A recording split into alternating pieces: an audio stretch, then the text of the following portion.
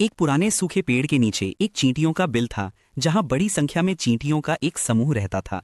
सभी चींटियां शिकार करती थीं और अपने शिकार को खाने के लिए बिल के अंदर ले जाती थी। एक दिन शिकार करते समय उन्हें एक घायल दीमक मिला, जो आधा मरा हुआ लग रहा था। उन्होंने उसे उठाया और उसे खाने के लिए बिल के अंदर ले गए। बिल के अंदर जब कुछ चींटियां उसे खाने वाली थी, तभी दीमक अचानक उठ खड़ा हुआ और अजीब सी आवाज निकालते हुए बोला, रुको, मैं ठीक हूं, मुझे छोड़ दो, मुझे मत खाओ। आवाज सुनकर रानी चींटी अपने कक्ष से बाहर आई। उसने कहा, इसे छोड़ दो, हमारे पास वैसे भी बहुत खाना है। दीमक वहां से भाग गया। भागते हुए वह अपने घर एक बहुत बड़े दीमक के टीले के पास पहुंचा और सभी दीमकों को बताया, हाँ हाँ हाँ, मैंने सब कुछ देखा। उन चींटियों के पास केवल 100-150 सैनिक हैं। हम आसानी से उनके घर पर कब्जा कर सकते हैं। चींटियां हमेशा हमें हराती आई हैं, लेकिन आज हम जीतेंगे। फिर वे सभी चींटियों के घर पर कब्जा करने के लिए निकल पड़े और फिर सभी ने चींटियों के घर पर अचानक हमला कर दिया। चींटियां बहुत हैरान हुई। दीमक संख्या में अधिक थे, इसलिए शुरुआत में उन्होंने लड़ाई जीत ली। फिर वो रानी चींटी के पास पहुंचे। रानी चींटी ने दीमक को पहचाना और कहा, हमने तुम्हें जाने दिया और तुमने हमारे घर पर हमला कर दिया।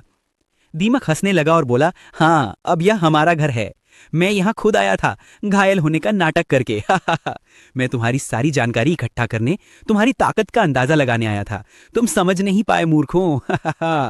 फिर रानी चींटी भी जोर से हंसने लगी।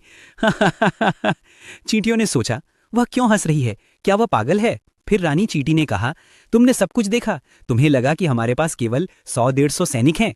दीमक ने कहा, हाँ, इतने ही हैं और हमने उन सबको हरा दिया। रानी चींटी ने कहा, रुको, एक बात तुमने नहीं देखी। फिर वो अपने सामने वाली मिट्टी की दीवार के पास गई और वो जोर से चिल्लाते हुए बोली, आओ सब बाहर निकलो, अपने घर को बचाने का समय आ गया है। फिर उसकी आवाज पर वह पतली भूरी दीवार टूटने लगी और उसके अंदर हजारों मजदूर चींटियां काम करती हुई बाहर निकलने लगी। दीमक की आंखें आश्चर्य से फटी की फटी रह गई। रानी चींटी ने कहा, तो बताओ, तुमने क्या देखा था जब तुम गए थे? हम कितने हैं, 100-150? सैनिक और मजदूर चींटियां दीमकों पर टूट पड़ी। दीमक इधर उधर भागने लगे, लेकिन चींटियों ने उन्हें एक एक करके पकड़कर मार डाला, किसी को नहीं बख्शा। रानी चींटी हंसते हुए बोली, आज तो दावत होगी।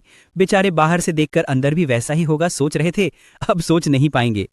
फिर वह चिल्लाई, उसे, हाँ, जिसे पहले छोड़ा था उसे मैं खाऊंगी, मेरे पास लाओ, और जोर से हंसने लगी।